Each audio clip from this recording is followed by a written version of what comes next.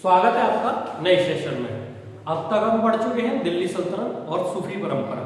सूफी परंपरा के विषय में अगर हम देखें तो उससे कहीं ना कहीं जुड़ाव भक्ति परंपरा का दिखता है। यह माना जाता रहा है कि दक्षिण भारत से भक्ति परंपरा उत्तर भारत में आई। तो अगर हम देखें तो भारतीय दर्शन में भक्ति परंपरा का समावेशन कैसे हुआ उसको आज हम इस कक्षा में देख रहे होंगे। इसमें हमें यह भी देखना है कि भारतीय परंपरा में सिख धर्म का उदय किस प्रकार होता है। तो शुरुआत करते हैं नए सेशन की। सबसे पहले अगर हम देखें तो शंकराचार्य का जन्म 788 ईस्वी में कालादी, एक जगह है कालदी, और यह जगह पड़ती है मालाबार क्षेत्र में केरला में, वहां हुआ। इन्होंने अद्वैतवाद का दर्शन दिया। अद्वैतवाद यानी कि यह जो बात कर रहे हैं वह कर रहे हैं परम ब्रह्म की मानव से समानता, यानी कि अहम ब्रह्मास्मि, ज्ञान के उस स्तर पर पहुंच जाना जहां ब्रह्म और मानव की आत्मा एक हो जाती है, परमात्मा में विलीन हो जाती है, उसे अद्वैतवाद कहते हैं। और यह अपने दर्शन का जो आधार है उसे ज्ञान मान रहे हैं, भक्ति नहीं ज्ञान को इन्होंने आधार माना। और एक बात महत्वपूर्ण है कि शंकराचार्य ने 4 पीठों की या 4 धामों की स्थापना की। वह देखें तो 4 पीठ और 4 धाम, सबसे पहले बद्रीनाथ में ज्योति पीठ, द्वारका शारदा पीठ, पुरी उड़ीसा देख रहे, गोवर्धन पीठ, मैसूर श्रृंगेरी पीठ। तो ये 4 पीठों की स्थापना शंकराचार्य कर रहे हैं।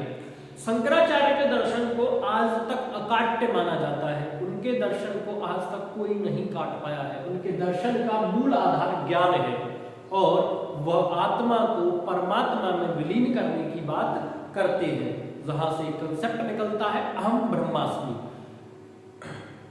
शंकराचार्य के दर्शन को कोई काट तो नहीं सका, किंतु उनके विकल्प में एक नया दर्शन दिया गया 12वीं शताब्दी में और रामानुजाचार्य के द्वारा। इनका जन्म तिरुपति आंध्र प्रदेश में हुआ। इनके दर्शन को विशिष्टाद्वैतवाद दर्शन कहा जाता है और इन्होंने अपनी आधार जो बनाया दर्शन का वह भक्ति को बनाया। भक्ति परंपरा को बढ़ाने का काम रामानुजाचार्य कर रहे हैं। उसके बाद 3 छोटे दर्शन हैं, या छोटे क्या कहेंगे, परीक्षा के मुताबिक छोटे हैं, वैसे तो बहुत बड़े हैं। अपने आप में ये दर्शन इतने बड़े हैं कि अगर अपने आप में इनको देखा जाए तो 3-3 सेशन आप समझिए कि एक ही उस पर 3-3 4-4 घंटे आप सेशन बिता सकते हैं, फिर भी कंप्लीट नहीं होगा। एक से एक बड़ा दर्शन है। निम्बार्क ने जो दर्शन दिया उसका नाम है द्वैतवाद, माधवाचार्य द्वैतवाद, वल्लभाचार्य शुद्धाद्वैतवाद।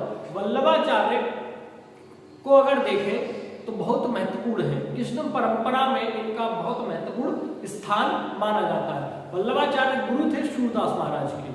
तो वल्लभाचार्य भक्ति परंपरा में एक विशेष स्थान रखते हैं। तो ये वो दर्शन है जो शुरुआती तौर पर आए। अब रामानुजाचार्य के द्वारा ये भक्ति परंपरा बढ़ी और इसे दक्षिण भारत से उत्तर भारत लाने का काम करते हैं रामानंद। तो अगर हम देखें तो आगे रामानंद भक्ति परंपरा को दक्षिण से उत्तर भारत लाए।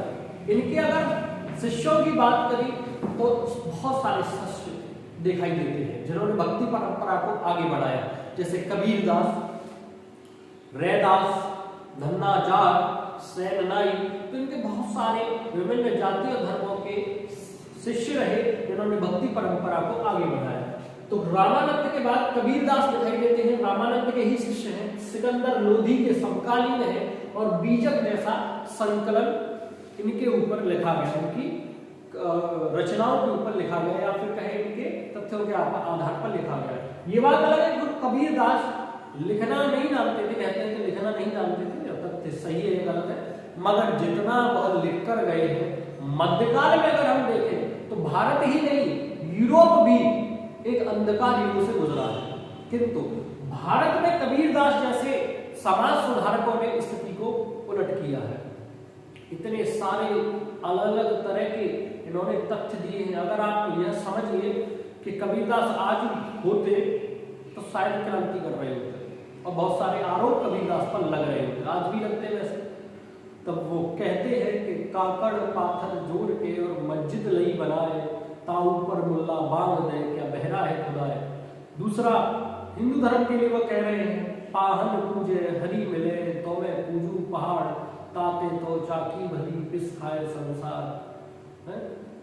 जाति न पूछो साधु की, पूछ लीजिए ज्ञान, मोल करो तरवार का, पड़ी रहन दो म्यान। तो कबीरदास जिस स्तर पर बोल रहे हैं, जिस स्तर पर वो समाज में क्रांति लाना चाह रहे हैं, समाज को सुधारना चाह रहे हैं, उस स्तर पर मध्यकाल में बहुत ही कम समाज सुधारक ऐसे दिखाई देते हैं। कबीर और रविदास दोनों गुरु भाई थे, यानी कि एक ही गुरु से शिक्षा प्राप्त की थी। रविदास रैदास भी कहा जाता है, रामानंद के शिष्य हुए और निर्गुण ब्रह्म की संकल्पना के साथ चलते हैं। निर्गुण ब्रह्म का मतलब है ईश्वर की ऐसी संकल्पना जैसे कि चित्र में, एक मूर्ति में नहीं बांधा जा सकता। यह बात कबीरदास भी मानते हैं। रविदास को संतों का संत कहा जाता है। क्या कहा जाता है? संतों का संत। दूसरा शंकरदेव। शंकरदेव असम में रहे, नारंग देव उनका नाम था। एक सरल सिद्धांत दिया, असम से ही सत्रिय नृत्य जुड़ा हुआ है। याद रखिएगा, पूछा जाता है कि सत्रिय नृत्य कहाँ का है, तो असम का है। बिहू, बिहू भी असम का है। तो शंकरदेव नारंग देव के नाम से भी जाने जाते, असम के एक संत थे। उसके बाद देखें तो तुलसी महाराज, तुलसीदास महाराज। राम भक्ति परंपरा में अगर सर्वोच्च स्थान अगर देखें मध्यकाल में, तो तुलसीदास महाराज को दिया जाता है। अकबर के समकालीन रहे और अवधी भाषा में एक अपनी महानतम पुस्तक, महानतम रचना लिखकर गए, रामचरितमानस। जो लोग संस्कृत में रामायण नहीं पढ़ सकते उनके लिए अवधी बड़ा सरल है, तो अवधी में पढ़ते हैं रामचरितमानस। इस पर आजकल विवाद भी कुछ चल रहे हैं, ठीक है। तो रामचरितमानस और विनय पत्रिका उनकी पुस्तक रहे। उसके बाद देखें तो तुकाराम, रामदास और नामदेव, ये तीन हमें महाराष्ट्र की तरफ संत दिखाई देते हैं। तो सबसे पहले तुकाराम शिवाजी के समकालीन रहे, अभंग नाम की एक इनकी रचना है। उसके बाद रामदास, रामदास स्वयं शिवाजी के राजगुरु रहे, उनके राज परिवार में। रामदास शिवाजी के राजगुरु थे तथा दास बोध नामक एक पुस्तक की रचना कर गए हैं। अगर हम देखें तो हमने दर्शन देख लिए, भारत में भक्ति परंपरा को देख लिया, इसमें मीराबाई का नाम भी आता है, चित्तौड़गढ़ राज परिवार से जुड़ी हुई थी। मेड़ता की राजकुमारी और चित्तौड़गढ़ राज परिवार की बहू थी, वो महारानी थी, तो वह भी यहाँ जुड़ती हैं। कृष्ण की अनन्य भक्ति थी। चैतन्य महाप्रभु, जिन्हें गौरांग महाप्रभु कहते हैं बंगाल में, ठीक है, तो वह भी भक्ति परंपरा से जुड़े हुए हैं। अब इसके बाद जो हमें देखना है वो है सिख धर्म, और सिख धर्म और उनके गुरु। सबसे पहले अगर देखें तो गुरु नानक देव 1469 से लेकर 1538 बाबर और लोधी के समकालीन दिखाई देते हैं। दूसरा, तलवंडी पाकिस्तान में इनका जन्म हुआ और सिख धर्म के संस्थापक हुए। सिख धर्म की शुरुआत गुरु नानक देव ने की। उसके बाद हुए गुरु अंगद। गुरु अंगद ने सिख धर्म में गुरुमुखी लिपि का आविष्कार किया है। पंजाबी जो भाषा है, जिस लिपि में लिखी जाती है उसे क्या कहते हैं? गुरुमुखी लिपि। उसके बाद गुरु अमरदास हुए, इन्होंने अनुशासन पर बल दिया। सिख धर्म में जो अनुशासन होना चाहिए उस पर बल दिया। उसके बाद गुरु रामदास हुए, अमृतसर शहर की स्थापना कर रहे हैं। अमृतसर कहीं ना कहीं अकबर से जुड़ा है। जब वो वहां जाता है तो अमृतसर जो जमीन थी वो गांव को गिफ्ट करता है और बाद में उस पर एक शहर की स्थापना होती है गुरु अमर रामदास के द्वारा, अमृतसर शहर की। और उसी अमृतसर शहर में गुरु अर्जुन देव, जो 5वें गुरु हुए, वो गुरु ग्रंथ साहिब की रचना करते हैं। और हरमिंदर साहिब, जिसे आप स्वर्ण मंदिर के नाम से जानते हैं। एक और बात, हम लोग स्वर्ण मंदिर कहते हैं, किंतु जब अमृतसर में आप होते हैं तो आप वहां सुनिएगा, वो अमृतसर में स्वर्ण मंदिर न बोलकर हरमिंदर साहिब भी बोलते हैं। तो हरमिंदर साहिब की स्थापना करते हैं, गुरु ग्रंथ साहिब की रचना करते हैं। और इनको जो फांसी दी गई वो मुगलिया सल्तनत के अकबर के पुत्र जहांगीर ने फांसी दी गुरु अर्जुन देव। 5वें गुरु को फांसी देने का काम जहांगीर कर रहा है। गुरु हरगोविंद, अगर गुरु हरगोविंद हरगोविंद को देखें तो गुरु हरगोविंद अकाल तख्त की स्थापना कर रहे हैं, यानी कि गुरु परंपरा सबसे ऊंची है। यह जो बात कह रहे हैं वो गुरु परंपरा सबसे ऊंची है, इसका मतलब है अकाल तख्त की स्थापना। उसके बाद गुरु हरिराय रहे, मुगल दरबार से जुड़े, इनके पुत्र थे राम राय, जिसे दरबार में भेजा गया, मुगलिया दरबार में। उसके बाद हरिकिशन रहे, गुरु हरिकिशन। इनके समय पर गुरु परंपरा को लेकर विवाद रहा और यह संघर्ष हुआ, और गुरु पद के लिए यह माना जाता है कि यहाँ पर संघर्ष आपको दिखाई देता है। 9वें गुरु जो हुए वो गुरु गोविंद सिंह से पहले 9वें गुरु तेग बहादुर हुए, गुरु तेग बहादुर, और इनको फांसी दे दी गई औरंगजेब के द्वारा। औरंगजेब ने फांसी देने का काम किया है 9वें गुरु तेग बहादुर को, और अंतिम और 10वें गुरु गोविंद सिंह। गुरु गोविंद सिंह अंतिम गुरु है, पटना साहिब बिहार में इनका जन्म हुआ। पंच प्यारे इनसे जुड़े हुए हैं, विचित्र कथा इनकी पुस्तक है।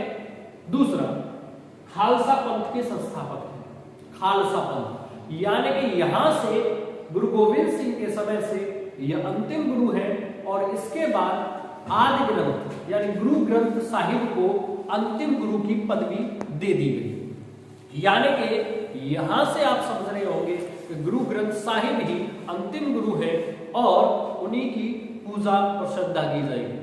तो इस सेशन में हमने भारतीय दर्शन जो मध्यकाल में आए, उसके बाद भारतीय भक्ति परंपरा, और उसके बाद हम देखें तो सिख धर्म किस गुरु से कौन सी परंपराएं जुड़ी हैं, क्या वह संस्थापक कर रहे हैं, क्या वह चेंज कर रहे हैं सिख धर्म में, वो सारी चीजें हमें दिखाई दे रही है। नेक्स्ट सेशन में हम देख रहे होंगे बाबर को, हुमायूं को और शेर शाह सूरी को। ठीक है, तो मुगलिया सल्तनत का शुरुआती जो पीरियड रहा, जिसमें 1526 से 1530 के मध्य बाबर और 1530 से 40 के मध्य हुमायूं रहता है, जिसको अपदस्थ करता है शेर शाह सूरी, और शेर शाह सूरी के मरने के बाद हुमायूं वापस लौटता है और द्वितीय पानीपत का युद्ध होता है 1556 में, जहां पर हुमायूं की मृत्यु देखने को मिल रही है। और फिर उसके बाद मुगलिया सल्तनत के शासक बनता है अकबर। तो उसको एक कालखंड को हम अगले सेशन में देख रहे होंगे। तो अगर कंटेंट आपको पसंद आ रहा है तो प्लीज लाइक करिए, सब्सक्राइब करिए और शेयर करिए। स्क्रीनशॉट ले सकते हैं। मिलते हैं नेक्स्ट सेशन में। नमस्कार।